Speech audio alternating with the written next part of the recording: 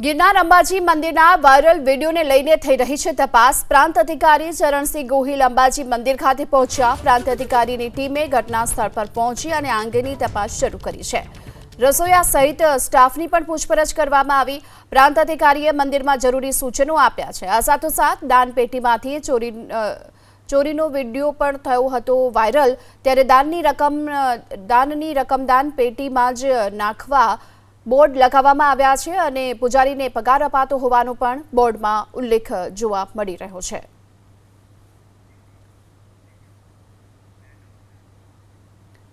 તો જૂનાગઢના ગિરનાર પર્વત પરના અંબાજી મંદિરમાં દારૂ અને નોનવેજ પાર્ટીના વાયરલ વિડીયો બાદ હવે મંદિરની દાનપેટીનો વિવાદ પણ વકર્યો છે અને દાનપેટીમાંથી નાણાં સેરવી લેતા શખ્સોનો વિડીયોએ પારદર્શિતા સામે ઊભા કર્યા છે સવાલ।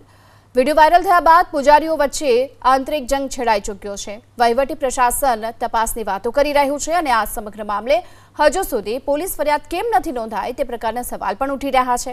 બીજી તરફ હવે પૂજા કરવાનો અધિકાર કોને છે તે મુદ્દે પણ મંદિર સાથે જોડાયેલા કેટલાક લોકોએ મોટા ખુલાસા કર્યા, જેને લઈ વિવાદ વધુ વકર્યો।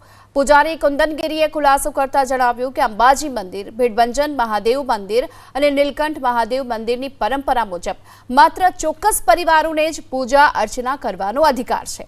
ભીડભંજન અને નીલકંઠ મહાદેવ મંદિરના પરિવારના કુલ 10 સભ્યો દ્વારા પરંપરાગત રીતે અંબાજી માતાજીની પૂજા કરવામાં આવે છે।